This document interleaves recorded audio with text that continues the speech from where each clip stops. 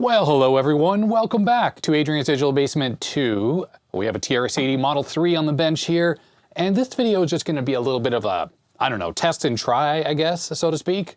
This machine, unknown condition, was given to me, and I have no idea if it works. I don't know the status of it or anything like that.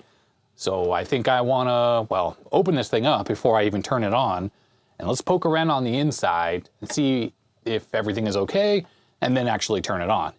I think these computers are pretty reliable, so this machine probably just works, but I guess we never know. Before we do that though, let's just take a look at what we see on the outside. Right off the bat, you can see it's missing its TRS-80 Model 3 badge. A little bit of a shame, but I guess that's how the cookie crumbles. What's funny about this machine is obviously, well, I think this thing started its life as a cassette-only model. Now that was typical for these. In fact, let's see down here, 16K of RAM it says here on the keyboard.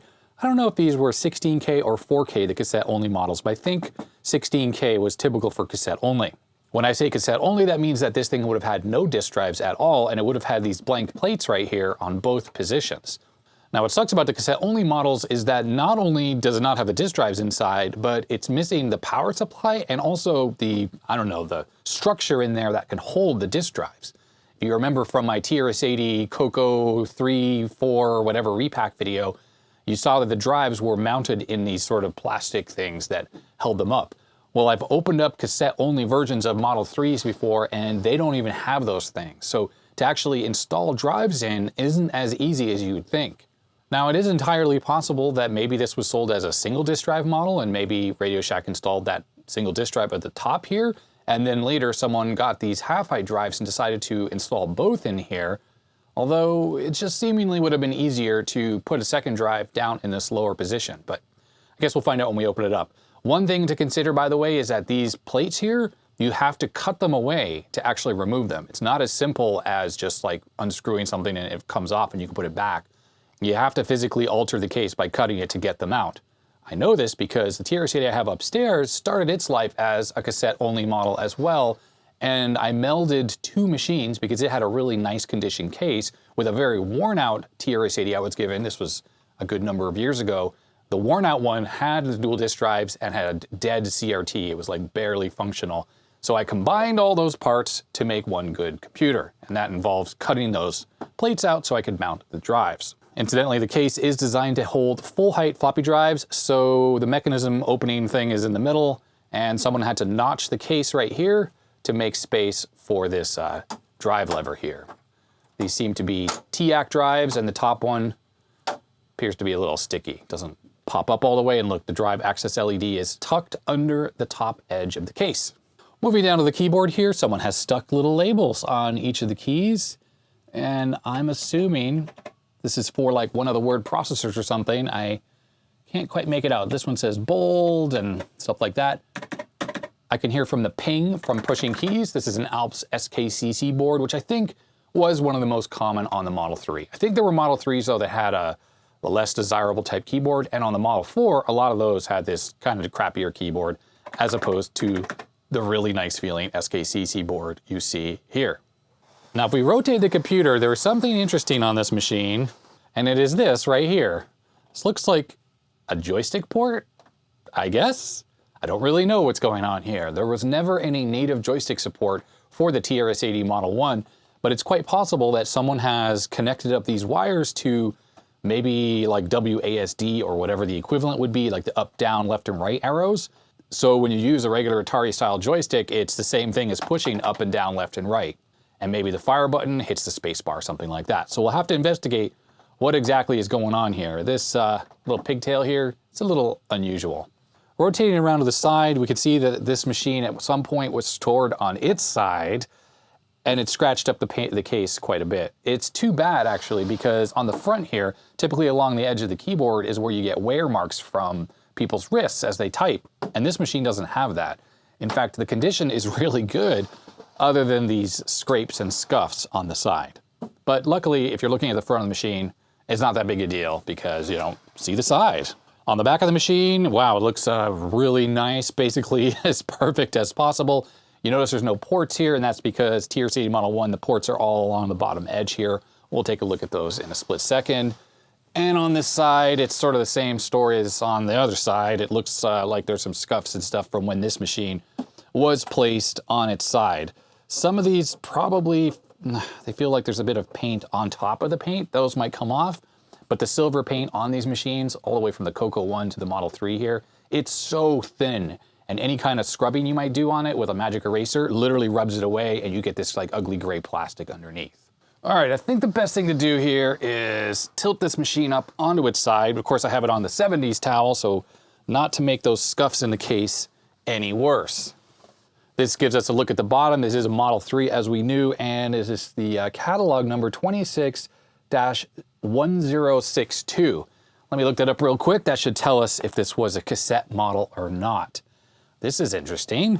I just noticed there's like a giant wood screw here and here, which does lead me to believe that that has something to do with the disk drive mounts. Something creative was probably going on in here. It's probably what this is. Could be for a power supply, something like that, I don't know. All right, so yes, for 1062, we're here on the Center for Computer History out of the UK, and it says that the 261062 is just a Model 3 with level 2 basic and 16K of RAM, no floppy drives. The SKUs with floppy drives, either double or single, are 63, 65, and 66, and those are different RAM configurations. There was a level 1 basic with 4K of RAM, which is a 26-1061, so this started its life definitely as a 16K machine. Now, as I mentioned, these are the expansion connectors, and the normal CPU bus expansion is this one. You'd plug like a hard drive interface into there. I think this is the printer port. That is for the floppy drive controller. There's an extra card that kind of clips on and has some ribbon cables, and then this blank here is for a serial port. So this machine is not equipped with the serial port. The one port that is on the back, besides the power cable here, is the cassette port. It's a DIN plug, and it goes in right there. Alrighty, time to get all the screws out, and we'll take a look on the inside. Okay, no problem. Actually, if you just tilt it forward a little bit. Oh boy, why is this so heavy? There we go. And like I said, you just place it on the side, just like that, and there it is. All right, well, right off the bat, clearly this drive cage here is aftermarket. In fact, whoever made this expansion chassis puts a transformer down here, obviously for a linear power supply for the disk drives. It doesn't use a normal switch mode power supply. And the linear supply, you can see it attached right here. The normal TRS-80 power supply situation, if you have an actual Radio Shack unit, is it has two of the regular switch mode power supplies here. This one is for the monitor and the motherboard, and another one, which is mounted on the drive cage, powers up the disk drives.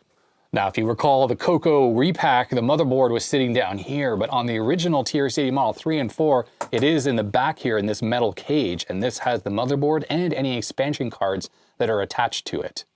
This sticker right here is to help prevent the back of the CRT here from touching this metal. Like say if this thing moves for some reason, there is not a whole lot of space, and this part does actually go right here behind the CRT.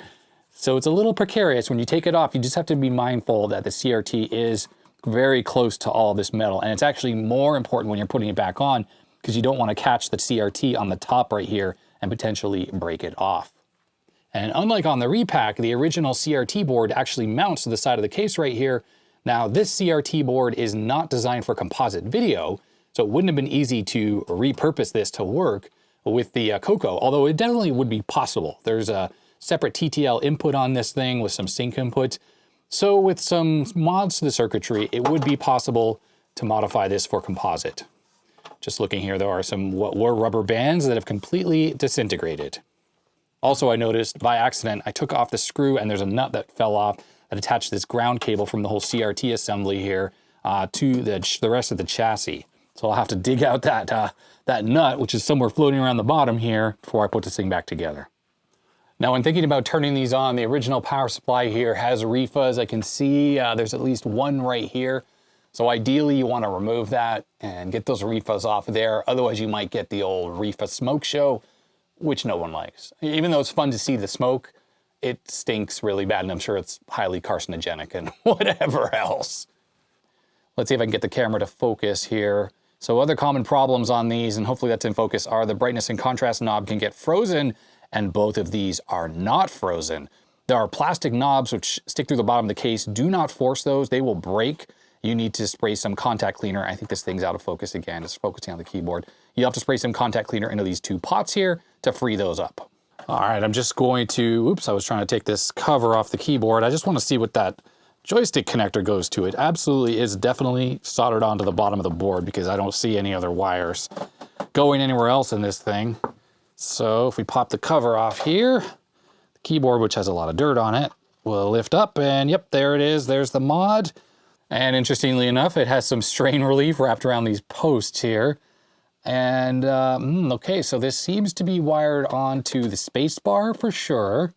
And then just like I thought, the up and down key and the left and right key. So that is obviously a way to get games working on this machine with a joystick. And yeah, it's pretty creative, to be honest. Maybe if it were me, I would have run this out the back of the machine as opposed to the side. But I suppose if you just wanted quick connections, the side is you know, an easy way to do it. For getting the power supply out of here, two of the screws are sort of like through the drive cage, and yeah, I could stick my hands through there, but maybe this is a good time to use the unreasonably long Phillips screwdriver that was recently sent in on a mail call video. Oh, this is awesome. Look at this. Easy peasy right there. It's even magnetic, so that helps getting the screws, and there's one more down here somewhere, and the unreasonably long screwdriver makes very quick work of that. There we go, look at that. Came right out. This totally rocks, it really does. That's awesome. All right, here it is, and well, the Rifa has already let go on someone before. You can see the evidence there of all that nasty gunk on the board. See that brown stuff? That is the Rifa that has gone bye-bye.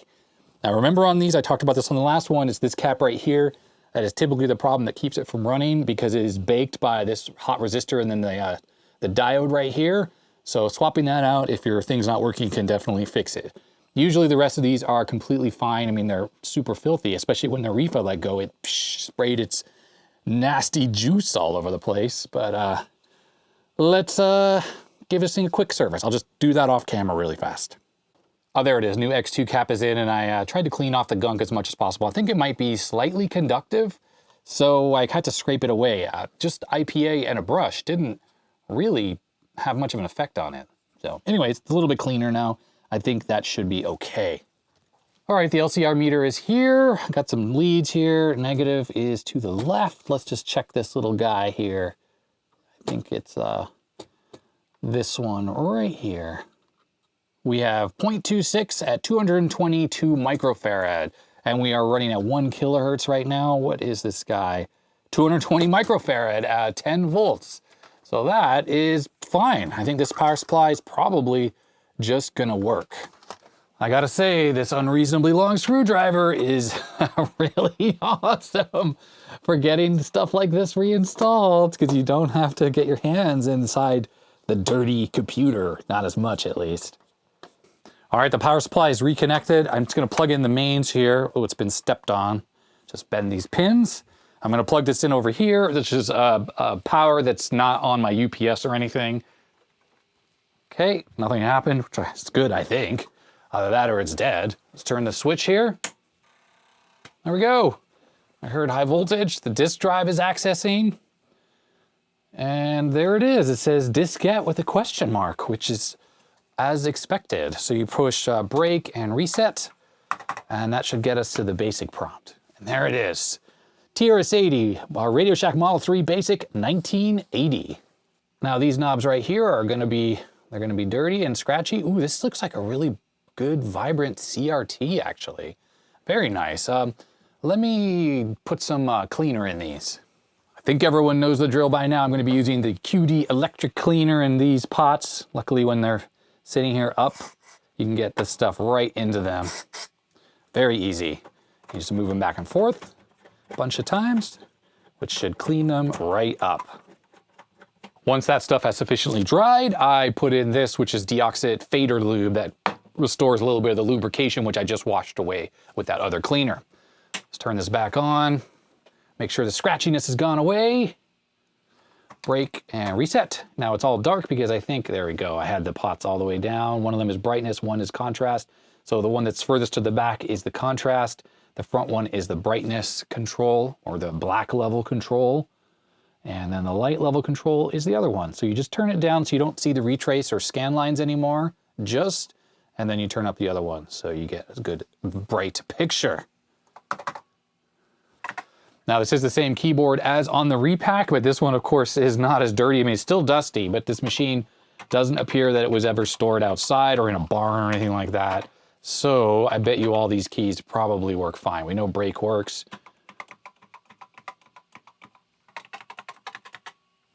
And that's it. Yep, all the keys work perfectly on this thing. Thumbs up. So I guess the question is, do these TAC disk drives work? I'm gonna give that a quick test. They probably are filthy inside because there's just a lot of dust here. So I'm gonna spray some air in there and then I'm gonna put the cleaning floppy in there. I'm just moving the head back and forth and that moves smoothly. It's not actually too dirty on the inside. Let's grab a cleaning floppy. Oh, are these single-sided? Oh, this top one is double-sided, so I'm assuming this is double-sided. So that's actually an improvement from the original drives. They were definitely single-sided on this machine. So single-sided is what basically all program discs were that were made for this machine, because that's what Radio Shack offered. But it wasn't an unusual and common upgrade to go to double-sided drives. I don't remember if the built-in controller or the Radio Shack one supports double-sided drives, but definitely there were aftermarket ones that did. And of course, you know, this whole thing is aftermarket because of this. Ooh, look how wobbly it is. So who knows? This thing probably has an aftermarket floppy controller. So I'm going to use a double-sided cleaning disc, and what's drive A, the bottom one here. So let's pop this disc in there, let it access a little bit. It's definitely spinning properly. That's good. And I heard it seek originally.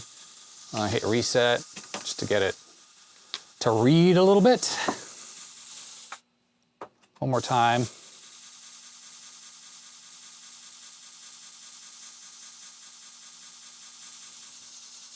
Okay. I went upstairs to find one of my boot discs. This is TRS-80 Model 3 13 Ghosts, which is a game, which is actually kind of good because we could test out a joystick with this thing. Oh, there we go. It's working. It's booting. Cool. I just want to make sure this thing booted before I put the top back on, because if I had to service it or something, didn't want to have to work on it later. But cool. Yeah, really nice bright picture. Very pleasing overall. Really quite nice. All right, the lid is back on. I think this should work. Let's turn this on. There we go. I did lubricate those potentiometers with the fader lube, and I have not put the screws back in. Let's boot up 13 Ghosts, and I'm gonna grab a joystick. Let's see if this actually works. I didn't really check the pin out or anything. We're just gonna make an assumption that it uses a regular, it's Commodore 64 style joystick, which is what this is, of course. It does have the same pin out, and at the time, this probably would have been common. I'll wait till it boots up. Now this game, by the way, uses up, down, left, right, and the space bar, so that's how this should be wired. It should be perfect. I wouldn't be surprised if back in the day when this was a popular computer, there were like the user magazines and stuff like that. Oh, you know what? I forgot to plug the CRT in. I had it disconnected for a reason. I don't know, when I was fixing that ground cable that I took off, and I didn't put it back on. So, time to remove the lid again and fix that problem. All right, try number 2 with the screen actually connected. It's okay, of course, to run it with the screen disconnected because both the power and also the video signal goes through it. So there is no issue there. Let's turn down the brightness a little bit. It is slightly too high. All right, so this machine is a real survivor. As usual with a lot of the stuff that was given to me, was left for dead. As for the screws that go back into the case, there's one short one, sort of a black color one that goes on the back. Then there are 2 different types. There's a kind of like thicker thread stuff. It's like goes into sheet metal or something. That's for like in the back. Then there are these longer machine type screws, and then there are the short ones. The short ones go along the front here with the keyboard. Do not put the long ones in there. You're going to damage the case. So just be cognizant of that. All right, so the game is running, and I have the joystick connected. Oh yeah, look, up, down, left, right. Oh, this is awesome. What a sweet mod. And like I said, this was probably in some of the magazines at the time, like easily add joystick ports and support to your TRS-80 Model 3. And you know, this computer has no kind of graphics capability, but this is like a character-based graphics. And, you know, this game shows off here that it's pretty capable. And this game, incidentally, it does work on the Model 1 as well. I don't know if using the joystick really makes it easier, but maybe. Of course, we're shooting the ghosts. And there is sound, incidentally. If you hook up speakers to the cassette port, this has pretty decent sound capability. A fun mod for the TRS-80 would be to add in a little amplifier with this internal speaker and hook it up to that cassette port. Especially if you have floppy drives, you're never going to be using the cassette interface for using tapes, so you don't have to worry about hearing the screechy tape noises while you're saving. Okay, I let that ghost go. Oh, I'm terrible here. I think I'm almost at the end of the level here. Level 1, ghosts 8, left. Oh, come on, get over there. There we go. Oh, we're in the cemetery here. Get those ghosts. Get those ghosts. I don't know what ghost 8, it says 8 down here. Our score is 1940. Oh, little skinny guy escaped. Okay, you're gone. Get the, oh, a spider. Get that spider. He's gone. Got him. It's so scary. If this were Halloween, this game would be completely appropriate. Maybe there are levels. It says Ghost 9 here. I don't know what that means exactly. There we go. I think that's the end of that level. Oh yeah, we're on level 2 now. And I assume music is playing maybe that we aren't hearing because oh yeah, they're moving a lot faster now. This mod is pretty cool. I might have to do this on my nice Model 3 that I have upstairs. It's the one I keep around for using.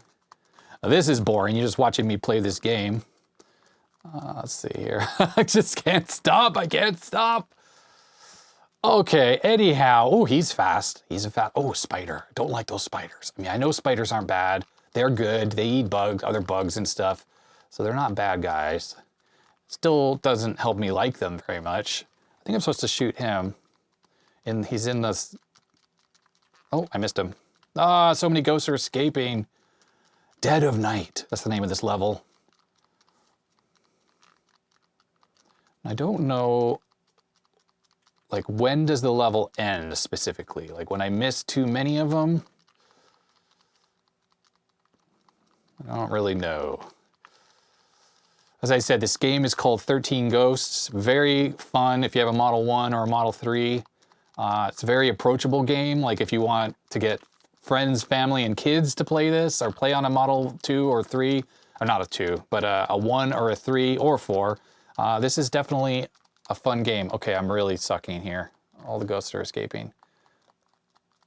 So this score here is up to 11. I think that's like how many I've missed, maybe. I don't know. Oh, it's down to 10. Yeah, so maybe that number gets up too high.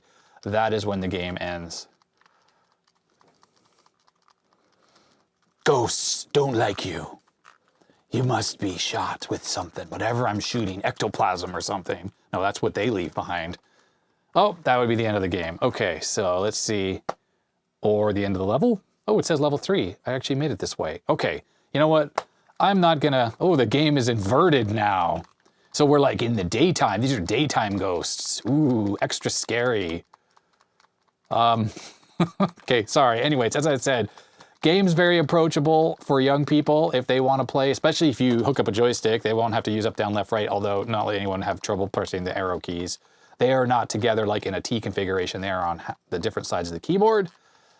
But I gotta say, like I said, this is a very cool mod. Okay, I'm gonna stop playing now, and let's do a little bit of an outro. So, TRS-80 Model 3, Left 4 Dead. Totally works. Kind of what I thought. It just needed that reefa cap replaced, which, par for the course, honestly. The one cap, which is the one that typically goes bad on these power supplies, it was fine. I don't think this computer's had a whole lot of use. Like, it's just, well, other than the scratches on the case, which surely came after the fact, like maybe when this thing was being stored. I don't think this one was used very much because there would be a lot more wear on the keyboard, typically from like typing and stuff, unless they were very careful to like raise their wrists up while they typed. But the screen is very strong. It's dusty on the inside, but it's not horrible. So again, I just think this thing didn't get a lot of use. That means that cap, the one I tested, it didn't get that baked. the more use, the more baked it is. So definitely on the machines that have had excessive use, that cap goes bad. Anyways, that is it. Oh, there we go. The game ended because I let it go too long. I think I can type in my name for the high score. High score is 53,000. Final score, great score. Do I get to type in my name? Come on. Let's play music. Oh yeah, there we go. You're in the top 10, Adrian. Oh, I'm only in second place though. I'm not in first place. Whoever got 128,000, someone named ILT. Well, that's at least on the disc that I made off of wherever I found it. I downloaded that. So there we go. That's a Model 3. Ooh, turn that off. These are great computers. In fact, when it comes to the Z80 Model 1 lineage, the Model 3 is my favorite. The Model 4 has a better, like, higher resolution screen, like the 4P, which I did a repair on.